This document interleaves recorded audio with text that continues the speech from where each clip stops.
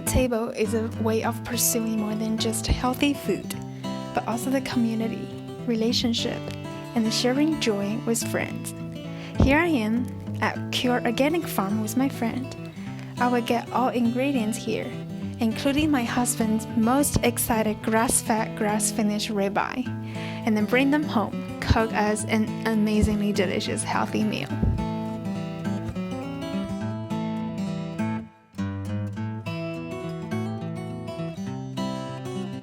They're out in Erie, I want to say. So it's like somewhere around there. And it's not very far. They're all grass fed and finished. And they live lovely lives out in the pasture. They're very happy cows, that's for sure.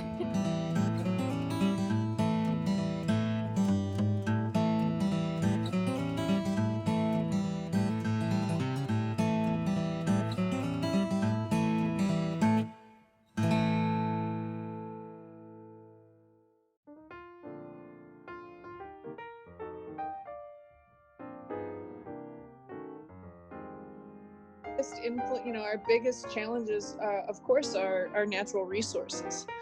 Access to land that has great topsoil that hasn't been built upon, eroded, damaged in some way, access to water that our municipalities aren't buying all up and drying up our farmers to grow food and, to make sure our cities can wash their cars. Those kind of things, I think our natural resources are a huge one. Another huge natural resource that we forget about is labor.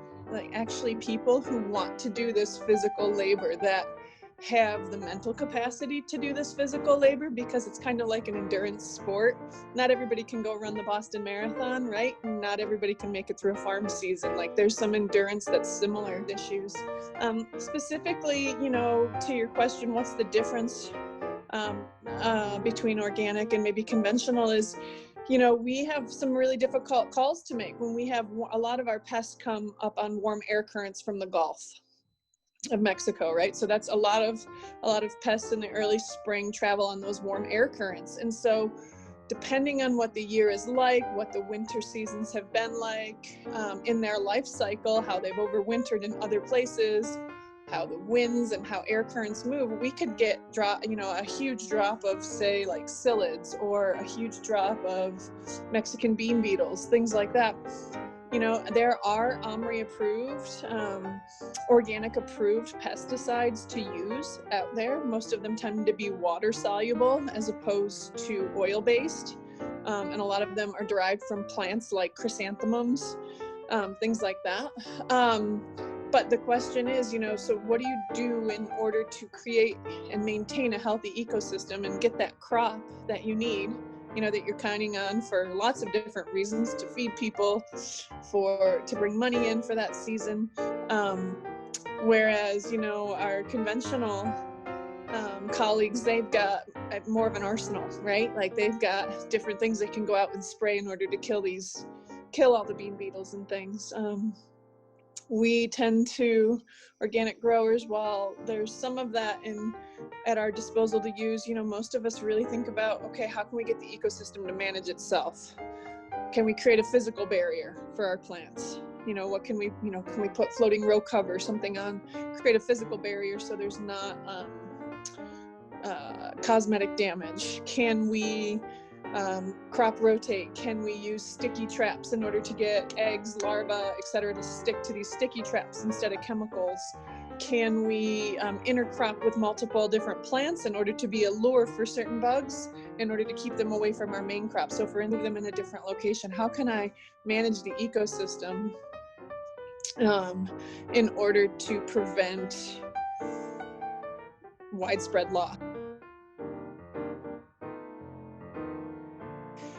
So in order to be organic, back in 2002, the USDA took over the certification process as a way to protect consumers, so that they know if you buy organic raspberries from Mexico, they're going to be grown under the same standards as if you buy organic raspberries from California or Arizona. They'll have the same rules that the growers have followed and guidelines for producing them. So what the difference really is in buying locally from your farm directly versus going to the grocery store is a matter of distribution and freshness. And it's also one of the most important things is relationship. Think about the people you trust most in your life, and are you willing to, the people you trust most in their life, you're probably going to take their guidance on things that you don't know much about, or things that are pretty intimate for you, your food, your house, your things, your medicine, things like that. People really value the relationship. So I feel like that's something that you can't just get in the grocery store, is a relationship with your grower. Knowing what's coming next. The other piece is distribution. When you're buying directly from the farm stand or through a CSA or at a farmer's market, you're buying directly across from the table from the people who are producing it, and that food probably came out of the ground within about 48 hours max, as opposed to the distribution channels, which do the best that they certainly can, and there's a place for it definitely in our food system, where it takes a while for the growers to pick it, harvest it, do all the post-harvest handling, cool it down, wash it, pack it, put it on the truck, send it over here, send it from Arizona or California. That's where most of our food comes from right now, in Colorado. And go to a distribution center, get out of the distribution center, go directly to the store, and then get out of the back room of the store and onto the shelf. So there's a lot of stops, right? And food is a living organism. And as soon as we pick food, it begins to deteriorate, right? As soon as it's like a flower. When you pick a tulip in the spring and you bring it inside and it starts to wilt, right? And the petals open. Food is the exact same way. And so there's more available nutrients when you put it in your body sooner to when it just came out of the ground. Only thing that makes it survive. Having a community who supports the farm, that's a community that is voting with their dollars about environmental health. They're voting with their dollars about fair wages for farmers. They're voting with their dollars about food costs. They're voting for their dollars with what they care about seeing in their community and what makes for a healthy community.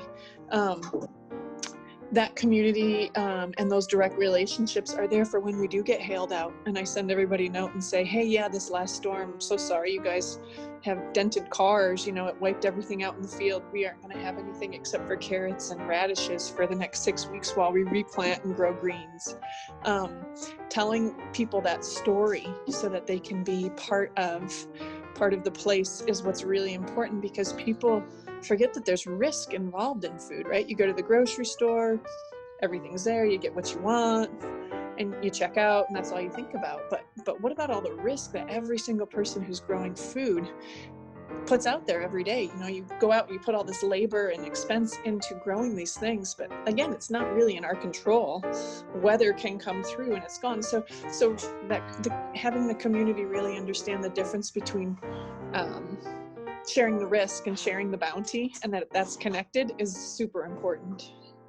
So community is so incredibly important. So important. That's the rock, the glue that keeps everything kind of together. That's amazing. Well, one is really basic without even spending any money, is take care of your natural resources.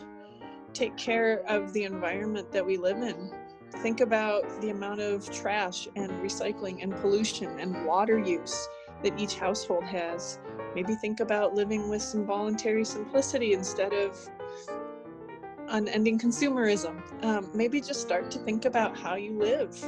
Do you live off of a wants basis or off of a needs basis, or somewhere in between? I think really if we can observe ourselves living, that costs no money at all, but it kind of puts our heart in the right place to think about what we want our community to look like and what we value. The more direct things is find your local farmer or your local farmers, and a lot of them you can volunteer at their place. You can come and seed and harvest, or if that's not your thing, you can host a CSA pickup in your neighborhood. Be a place where farmers come and drop vegetables off for your neighborhood to make it easier for people to come and pick up.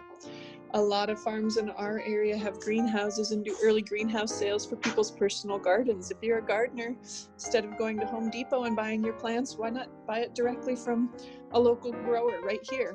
That makes a big difference for your own home gardens, your tomato plants, pepper plants, things like that.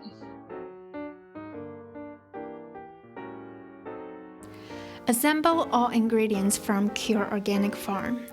We'll have roasted potatoes with turnips, arugula with delicata squash, and a ribeye steak. Half the delicata squash. Use a spoon to clear all the seeds. Half the turnips and the potatoes as well. Bake the turnips and the potatoes at 425 Fahrenheit for about 40 minutes. Halfway, bake the delicata squash for about 20 minutes. Meanwhile, toast some nuts of your choice and cut 2 apples. When the delicata squash is done, lay down a generous amount of arugula, top with baked squash, toasted nuts, apple, and optional sliced onions. Drizzle with some olive oil. Assemble the baked potato and the turnips into a serving bowl. We have a delicious grass-fed, grass-finished ribeye. The secret to cooking good steak is fire, like our ancestors did.